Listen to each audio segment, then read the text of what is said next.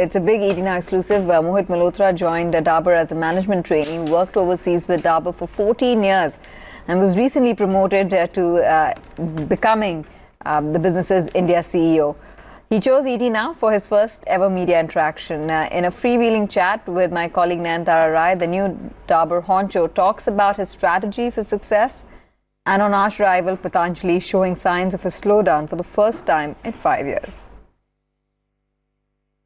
It's my first media interaction, so thank you for welcoming me. So I think, yeah, we got a very interesting plate of portfolio in Dabur. So we got a lot of brands in our category, so almost like around 20 brands just subscale in the range of around 1 crore to 5 crore, and there's a huge opportunity to scale them to a level of around 100 odd crores. So this year what we've done is we've identified 3 prime categories which are huge and offer a huge potential for growth.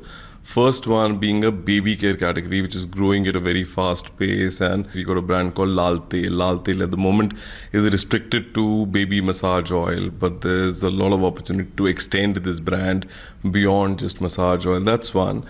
Second is the digestive area. I think that again is huge in the country, and we've got a very prized brand with the equity which is very robust among the consumers. It's called Pudin Hara. So that we want to scale up in terms of modernization of formats, in terms of extending its distribution, how we can leverage the brand to other premium segments. The third category for us is a cough and cold category, in which we've got a brand called Honitus. We've already got a cough syrup in Honitus. We've got cough drops in Honitus. Now we've launched Kahwa in Honitus. You guys know Kahwa, it's actually in a sachet. It's like a Kashmiri drink called Kahwa. It's almost like a tea. You got a sachet, pour the contents, tear the sachet, pour the contents into hot water and just drink it.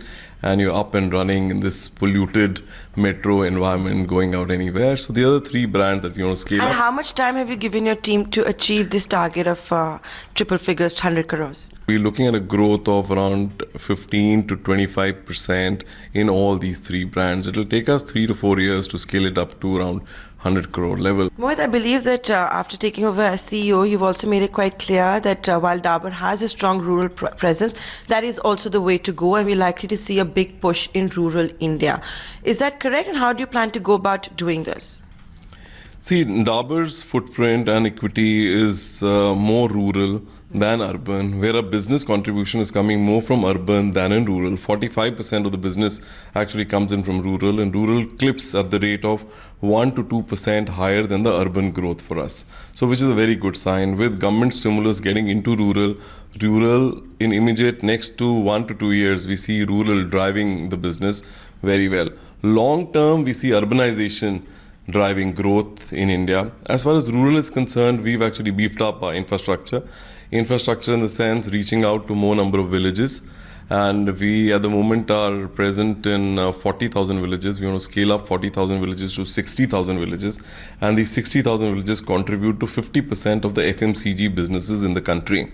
And is there going to be an impact on the P&L as you do unfold the rural story? And do you see a situation where maybe sales from rural India could cross 45%? See, at the moment, we want to scale up the business, and we want to grow urban also than just rural. So I think urban is going to grow in going forward in the future at the same rate as rural, while at the moment for next 1 or 2 years I'll see rural at 1 to 2% higher, but I think long term, which is 5 years horizon, I see urban also growing at a faster pace, driven by modern trade and e-commerce. E-commerce for us is like growing at the rate of 150% every year, and we see e-commerce driving growth in urban, and also modern trade, which is also was 10%, now it's 14% of our total business, is also clipping at a very fast pace.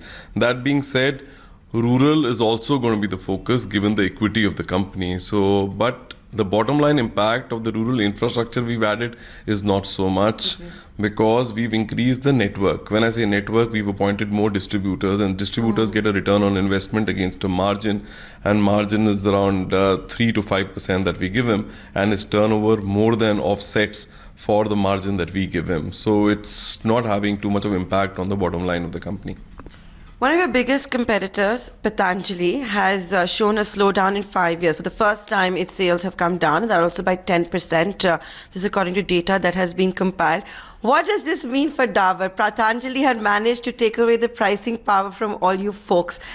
Do you now have the pricing power back? So I think Patanjali overall, if I have to just give you a broad helicopter view, Patanjali has been great for the company. I think he's brought in a wave of Ayurveda, which is pretty sustainable and long term. And if any company can capitalize on this, and is Dabur, given our heritage and given our equity in the consumer's mind, I think we're the largest Ayurvedic company.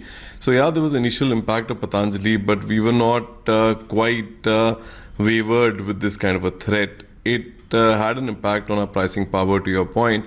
Where we were majorly hit was honey. Honey, our market share got dented by around 10%, but we've kind of recouped our market share more than what we had actually lost. And the entire pricing power is back. As we speak, we've been able to take a price increase and reduce our consumer offers also, which is also surrogate sort of a price increase. Another category very impacted was Chyawanprash. I think Chyawanprash also quality is a big suspect in the consumer's mind as far as Patanjali portfolio is concerned. So we are seeing in the household panel data, the consumers are actually getting back to Dabur Chyawanprash fold, and again we've been able to recoup our market share. Because of this Ayurvedic wave, which has actually taken the country by a storm, thanks to Babaji.